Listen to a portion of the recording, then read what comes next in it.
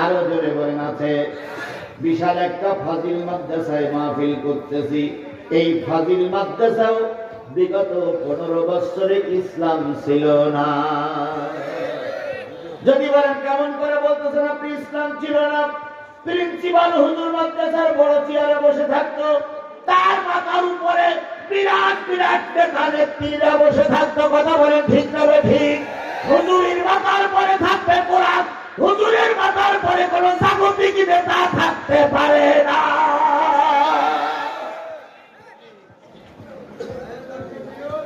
অনেকদিন পরে ওদের দাঁড়িয়েছি, আবার টার্গেট নিতে হবে আর একজন এসে যেন হুজুরের মাথার পরে না বসে। আর একজন এসে যেন হুজুরের মাথার পরে, হুজুরের মাথার পরে কোরআন থাকবে। আল্লাহর নবীর মাদ্রাসায় কোরআন চলবে, হাদিস চলবে। কোন সামুদ্রিক নেতার ছবির মাদ্রাসায় মসজিদে টানানো হবে না। আগামীতে তারাই টানানোর জন্য নিয়ত করবে, আগের গুলো যে পথে গেছে এদেরকে সেই পথে চালিয়ে দেওয়া হবে।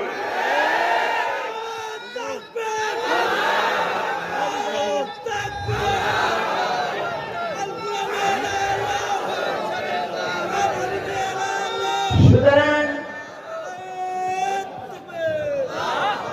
নবীর ভালোবাসলে জীবনের স্বপ্ন নাকি? কথা বলেন।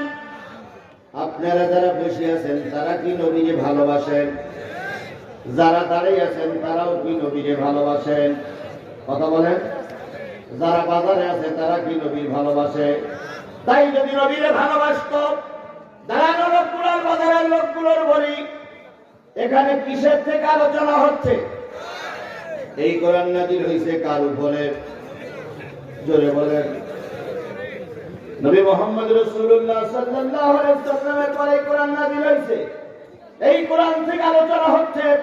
আপনি যদি রাসূলের উম্মত হয়ে থাকেন আর আপনার জন্মের পরে যদি কানে আযান দিয়ে থাকে, আপনি কোরআনের মাহফিল দেখে বাজারে ঘুরতে পারেন না।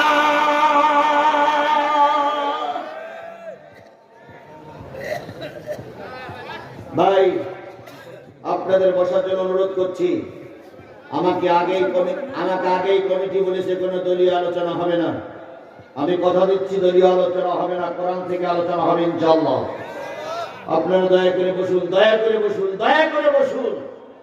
আপনি না মুসলমান, কথা বোঝেন না কেন? তাহলে রাসূলকে ভালোবাসলে জীবনের স্বপ্ন নাকি? আরো ধরে